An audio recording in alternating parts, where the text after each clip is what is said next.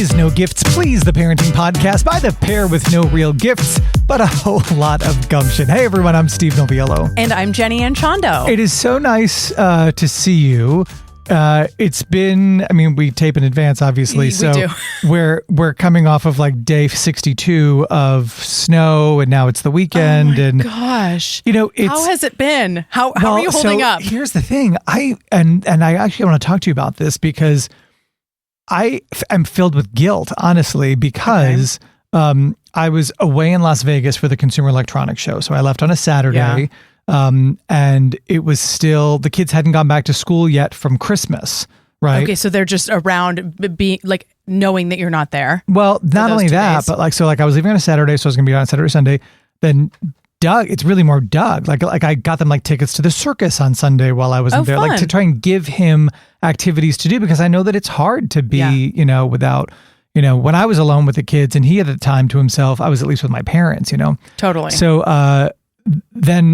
so I left, and then Monday they didn't have school because it was still break, which is then such a weird flex, right?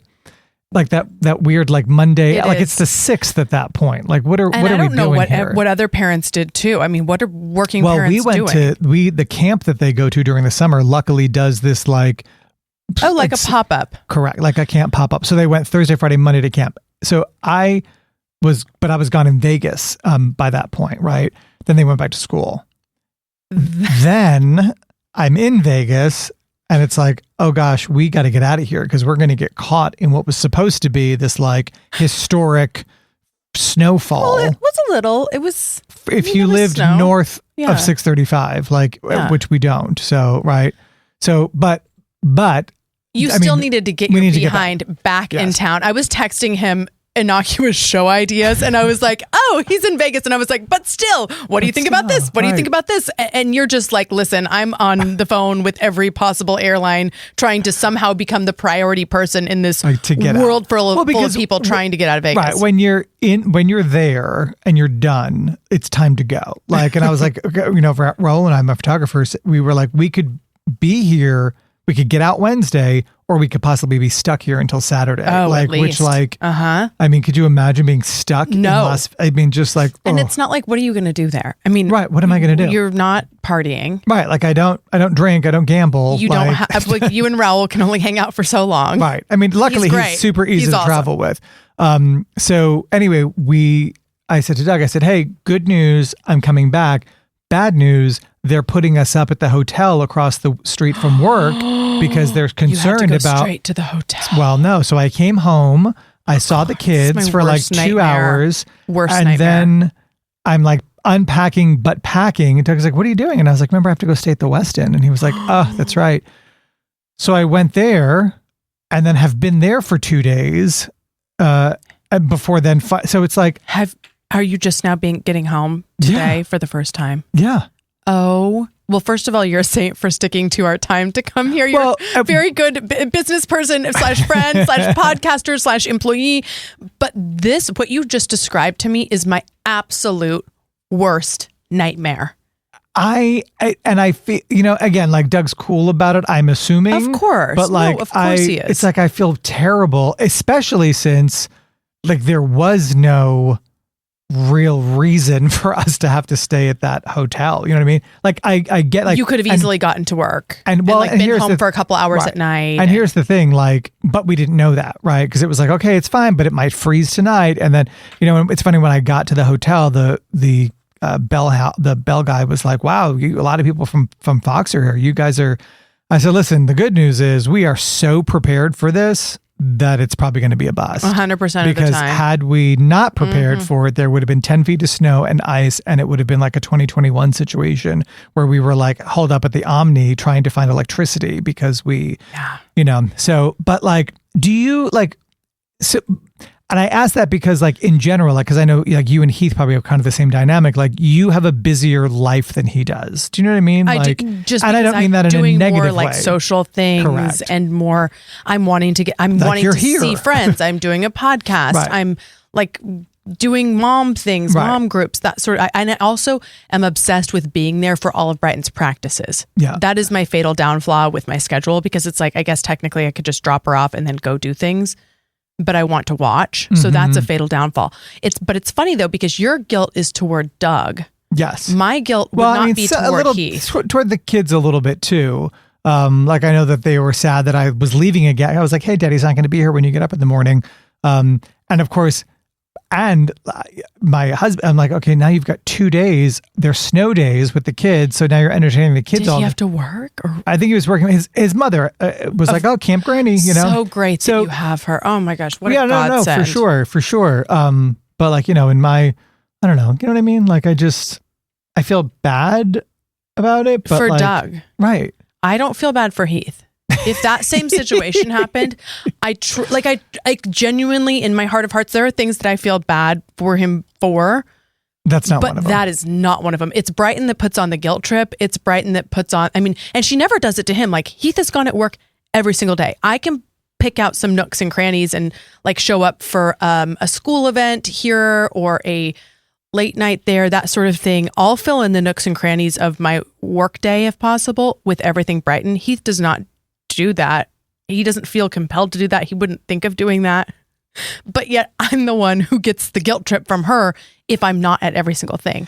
Yeah, I guess like there are things that he doesn't even have to consider, like, I don't know, like taking the kids to the dentist, taking the kids to the doctor. I mean, these are things that just like we have an electrical issue at the house right now. Like these are things all he has to do is mention and then they're taken care of because I'm VP, apparently HVAC and electrical. You know? Okay. I'm not VP that. I'm just VP. Like, for example, Gemma recently had RSV, which is super, super scary for an infant, right? So like Heath is on call. He's like, I can like, let me know what do we need to pick up? When's the follow-up? That sort of thing. He'll take her to a doctor's appointment, but he's not going to, find out that she had RSV. He's just going to, do it. I'm sitting here scrolling because I was texting Doug right before we went on. Oh my gosh, is it our whole podcast? It was voice to text and it is transcribing every single thing that we are saying here. I am not sending it. No. I'm just erase. Because he's too busy taking care of the kids for the last week by himself, and then you're just going to send him mumbo jumbo. Although, like, what a good way to be like, like secretly be like, I feel bad. Thank you so much. I love you. Yeah. No, that is sweet. It's so interesting though. Yeah, I don't feel the guilt toward Heath.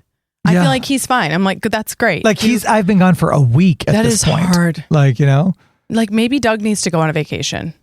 Well, and like, the other thing, could you do him a solid and be like, hey, why don't you like get a massage tonight? Okay, I'll do the nighttime routine. Like, right. Like, let's not pretend that but like, let's not pretend I was on vacation. Like, I was up at 2 o'clock in the morning doing 18 live shots. And, I think I ate like my fanciest meal. Like Raul and I went to an Olive Garden. This is why I said it's my worst nightmare. Because then you're staying in the hotel and you're having to get up and look cute for TV and still know your topics. 2 a.m. and still know all of your PR people. And yes. I mean, it's so hard to perform on camera in those circumstances. Yes. And if you forget one item of your wardrobe, it's like nobody cares and nobody can get it to you, but you still look silly if you forgot it. Yeah. I'm more like when I pack like that, I'm like earpiece, adapter, makeup, everything else I can figure out when I get there if I need to.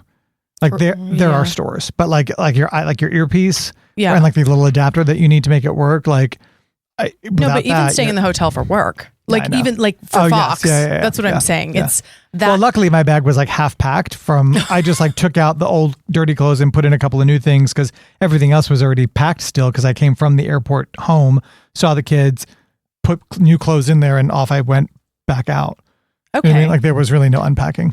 Okay. You were on the go. I'm glad you're back. I was just saying to you when we walked up, like how lucky it is that we do this so that I get to catch up with you because otherwise we would not talk for and that's the other thing too. Like I now also I'm like, okay, well I know I've been gone for a week, but like there's that social part of me that's like, oh, I'd really love to see people. Like let's hang out with some friends. Like whereas he's probably like mentally exhausted at this point. Well, that's why maybe he can just get a massage once. I think so. I don't know. Something. Or Camp Granny can come back and you guys can do a date night. Something. Like Camp Granny and a date night. Something. So listen, while you were working and doing a bit of shopping and hanging around Vegas, I was at a fabulous dinner party with a very few select guests. And one of them came up to me and was like, you do the podcast with Steve. I was like, oh no. Oh no. And she said, and I actually thought she was saying this in jest at first, but the way that she was so serious, no, it's a compliment. She said, he has single-handedly turned around our lunch program. I was like, oh my gosh. She said, it really just took somebody to come in there and lay down the law and put some parameters around it and make it easy to swap out, make it easy to switch. We needed somebody who was working. We needed a working mom, dad, somebody to figure this out for the rest of us. It? I'll tell you offline. Oh, okay. Well, I mean, actually, it's not like I'm saying something bad. Yeah. So her name's Jessica. She used to do, she had a business called, I believe it was called Parents Day Out. Yeah. And so she is quite fun. It was so funny. And then somebody else overheard it and they're so like, nice who's doing the lunch? And I was like, oh, my friend Steve, he's the lunch lady. It's a long story. So anyway, I thought it was so funny. Of all the topics that were going to come up that night, that was not what I was expecting. Oh, whose dinner party was it? So my friend Monica, who was my very first friend in Dallas, I met her 11 years ago. I was dating somebody who did business with her husband. And so then we ended, but I kept Monica in the breakup. And then this was my friend Tiffany Hendra, her husband, Aaron, it was his birthday. Mm-hmm. So he agreed to play for all of us for his birthday and like did live music for just like our little group of 15 people, which was so fun. I love that. And my mom was in town, so she watched the girls. So it was a guilt-free that's evening. Funny. What night was that? Oh gosh. Like last Saturday or something? Yeah, last Saturday. Now that I'm thinking about it, I was at a dinner sitting next to somebody and we were chit-chatting. It was a media dinner with Verizon when I was in fun. In Vegas. And the woman next to me, we were just chit-chatting along, blah, blah, blah. And you and her used to work together in Idaho. Her name's Liz. You mean Indianapolis. Yes. I was like, Idaho. I know. I wish I would have worked in Idaho because I would have just stayed there and lived my best life. And but then we wouldn't be here. Yeah, that's true. I was like, wait, I was like, you don't know Jenny and Chondo, do you? And she was like, yes, I do. Well, that's how small TV is. Yes. People will say like, oh, I know someone who does this in such and such city, but I'm sure you wouldn't know him. I was like, actually, no, I do. No, there's like 10 people that do this. We all just sort of cycle. Swap places. Yes, different cities until you find your landing place, which we have. And then you just stay here within the city and with no non-competes who now we'll just all cycle through the station. Right. Just now who comes and goes. Yeah. Oh my God. Yeah. Did I tell you Casey Stiegel is coming back to our station? So that's exciting. Yeah. You guys will know him from Fox News Channel. Yeah, from Fox News Channel. He used to work for us years ago on the morning show. Then he left to go to Fox News Channel, and now he's coming back. That's a good get. It's a good for us. It's a huge get for us. Good, yes. No, not for him. I mean, it's great for him. I mean, it's great for him too. Get for him. No, it's great for all parties. I'm just saying, like it's always a coup for a local station to get a national talent. And okay, that's so fun. So we were at our parties. Okay, speaking of parties, I would like to discuss drop-off parties. Okay. Are you there yet? So I mentioned that I don't even like to leave when she's in practice. So this has been kind of the first year of drop-off optional. I think this year and last year, most of the friends, so Brighton did a primer year, so now we're with new families. I don't know many of the families, so I'm getting to know them. With her other friends that didn't do primer that are now in second grade, I feel super comfortable dropping off just because I know them. I know who she vibes with. I'm like, oh, you've played at this girl's house before. I know the parents really well. Yeah. Please, by all means. But then also sometimes I know that mom or dad and they need a helper. And I'm like, oh, I'll be the helper. Like, do you need somebody to run out juice boxes or like clean up or whatever? So I'll volunteer to do that. But with a new friend and, combination with Brighton's personality, I'm like, oh, I don't know if I want to drop off. Because you think she would be anxious? She will tend to, if she doesn't know a ton of people, she might be like, oh, I think I'm going to play on my own. Oh, gotcha. Yeah. And it's like you're at a party. It's interesting. So there are certain places that I will not, like Dave and Buster's, for example. Oh, like, no, absolutely not. Like not even Chuck E. Cheese, where they like stamp you and like you have to like prove that you are together when you like, so like that kind of thing. No, but interestingly, and I forget why, but you guys missed Hudson's birthday party. Cheer competition. Oh, of course. Cheer competition. They go on for all day. Hudson's other girlfriend was there, so it's probably best that Brighton wasn't there. Would have been awkward for everybody. But it was, and these are new families, right? Yep. So it's December of kindergarten. So like these are people that we've known for just a few months. We haven't really had any play dates yet with him. And we had it at We Rock the Spectrum, which we've been to before. And it's enclosed. It's enclosed. Well, and the cool thing is, which is why I love it there. They shut the whole place down when you have a party. It's just your group, which is real. I didn't expect that, but I knew going in because we booked the party and they told us. So we're there. It's kindergarten kids, and so the parents are coming. Blah blah blah blah blah. It didn't even dawn on me, like, because I certainly didn't say on the invitation like this is a drop off party or whatever. Right. So it didn't even dawn on me. The parents came, and then someone was like, "Oh wait, this place is closed to the public," and I was like, Yeah, they shut it down for the party. He was like, "Sweet, I'll see you in a couple hours then," and they left, which then caused like other people to follow most suit. of the other parents to leave. No. So my parents and like the other gay dads stayed, like people that we're friends with, like, you know, socially, whatever. Well, yeah, that's the and thing. A couple of other chat with. Right, a couple of other parents, and my dad was like, "Do you have these people's phone numbers? Like, what if this is a play gym? Like, there's I think a they had zip to sign line. A waiver before, like, right? I feel like the invite had a waiver. It did, which I'm assuming, I guess, has a phone number on it. He's like, what would you do if one of these kids got hurt? Like, you have no way of contacting their parents." And I was like, yeah, I guess. So it kind of became this impromptu drop-off party. This is another worst nightmare. You're describing another worst nightmare. It worked out fine. And of course, you know, and everyone was like, cool. But I was like, wow, kindergarten, that seems a little early for a drop-off situation. I do think that, I will say this, I do think a lot of these kids are second siblings. You know what I mean? So like with Jacob, most of his little friends, like, they're the oldest child.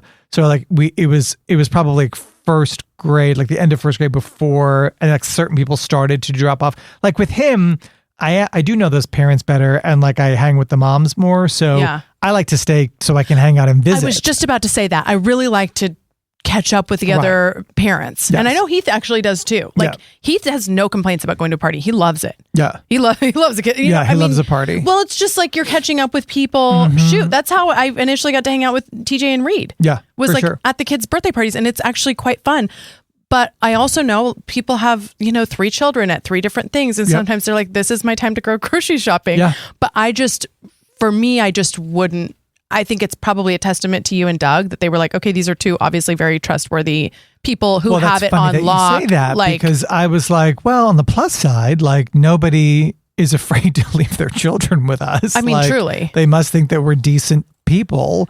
And of course, Doug is like, who are these kids? Like, who's that one? Like, and Hudson's class, oddly, is mostly, it's like, I think there's like, let's say there's 21 kids in the class. It's like 15 boys and 6 girls. Like, there's a lot of boy. So it's a lot of like boy energy, like 6-year-olds running around, like, like smashing cupcakes in their faces and, that kind of thing. Oh my gosh. But, yeah, I was like, oh, okay, like, here we are, drop-off party. Now, on the host end, I love a pre-planned drop-off party where you're the parent of the birthday girl or boy, and you say, I'm doing this. It is a drop-off party. I've got a couple helpers. I've got a lifeguard, and please send them with their towel and this or whatever.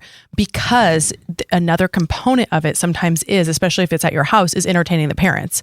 Like having food for the parents and then drinks for the parents and just bathrooms and things looking nice and everything like that. So I don't mind. I love hosting a drop-off party if I know ahead of time that I am hosting a drop-off party. But your situation where you didn't know, that would have made me anxious. But again, I remember that the invite had like the waiver, because we had gone in because we were thinking, oh, maybe the cheer competition will end early, and done the waiver thing. And I think that it's, there they was would probably a phone number attached to it. Yes. And that's probably what those parents thought too. Like, okay, I already filled out my waiver. I guess I'm good to go. I'm thinking back to the first parents that ever dropped off for us, and it was Calvert. Our friend Calvert has twins that were in Brighton's grade. Yeah, I feel like that's different because you know her. I know her, and there's 2 girls. of them. Yeah. And I'd known her girls since forever. So it was totally different. In fact, they showed up like 30 minutes late to pick up, and we were just hanging out around Little Gym or something like that. But interesting. I don't think that like the parties I've been to this year in first grade have still largely been, you can drop off if you want to. Right. But I would say half the people stay, and I always stay. Yeah, I like to stay because I like to hang out with the parents. Like, yes, and especially with like Hudson's little friends. Like I was like, okay, we got to get to know these people. You know, like we're already halfway through the year, and I think I also, because of my new work schedule, that I'm not at every class party and every book reading and every lunch period all the time, whatever.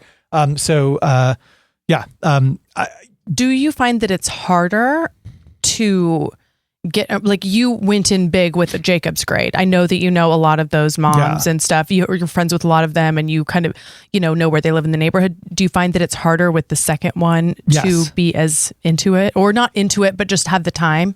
Well, not even the time, but again, like, and I don't see, it's weird because I don't know if it's, do I have the time and energy, but I've also had a significant work schedule change, right? That really precludes me from being as present at school, right? With them. So, like I do, I was saying to Doug, like we need to be more intentional about, and Hudson's also kind of like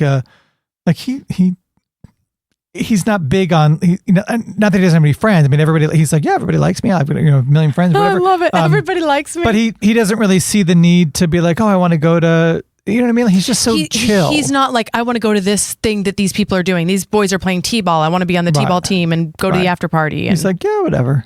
Like that's a way to be. Yeah. Yeah, I could take a lesson from him.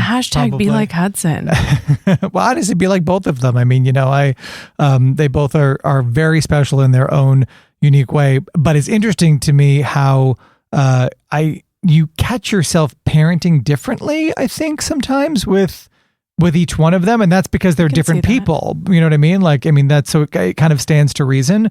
But as far as me dropping them off at a party, what if they need something, I know, but the same thing happens at school. I think the same thing myself, but then devil's advocate, it's like, well, what happens at school if they need something? They advocate for themselves and they get themselves a cup of water, or they go to the trusted adult. Right. I don't know. We'll just keep being smother parents and showing up at everything for a couple more years. This is why we have therapists on the show, so that we have easy access. Exactly. in case we ever need their help. All right, that does it for our time for today. We want to remind you that we've got a new episode that drops every Tuesday morning at 7 a.m. You can find us on your favorite podcast platform. And hey, if you want to watch the video, you can do it on YouTube.